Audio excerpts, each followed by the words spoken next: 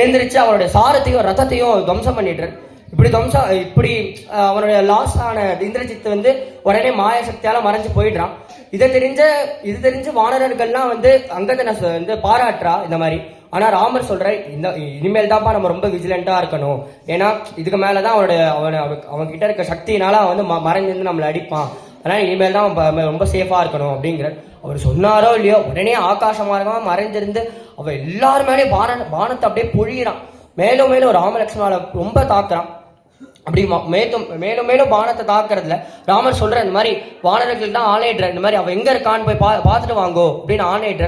ஆனா அவளாலே கண்டுபிடிக்க முடியல, அவனுடைய மாய சக்தியால அவன் மறைந்திருந்து அடிக்கிறான். இப்படி பானங்களை வருஷிக்கும் போது உடனே நாகபாசத்தை போட்டுடுறான். நாகபாசத்தை போட்டதால அந்த ராமலட்சுமணால் அதுக்கு வசப்பட்டு அப்படியே விழுந்துடுறான். இப்படி ராமலட்சுமணாலே விழுந்துட்டாலே அப்படின்னு வானரர்களால தாங்க முடியல.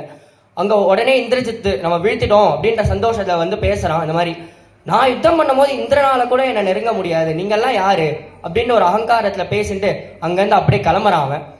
இந்த விஷயம் சுக்ரீவருக்கும் விபீஷணனுக்கும் போய் சேருது.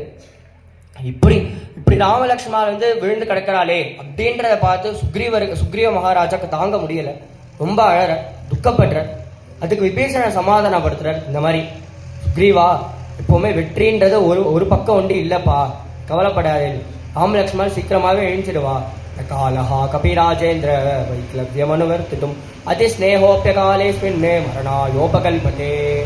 இந்த மாதிரி கஷ்டமான காலங்கள்ல ரொம்ப அட்டாச்மெண்ட் வச்சிருந்தோம்னா நம்மளுக்கு இன்னுமே கஷ்டம்பா. அதனால நீங்க அந்த துக்கத்தை விடுங்கோ, நீங்க உற்சாகமா இருங்க. நீங்க உற்சாகமா இருந்தா சேனே உற்சாகமா ஆக்க முடியும். நீங்க தானே ராஜா, நீங்க தான் உற்சாகமா இருக்கணும் அப்படின்னு சொல்லிட்டு கண்ணை தொடச்சு விட்டு விபீஷணன் இப்படி சமாதானப்படுத்த சுக்ரீவரும் மாதிரி திரும்ப ஜோஷ் ஆகி வானர சேனையும் ஜோஷ் ஆக்குறார். அப்புறமேலும் இந்த சைடு பார்த்தோம்னா இந்திரஜித் வந்து அப்படியே சந்தோஷமா போறான் ராட்சசர்களோட.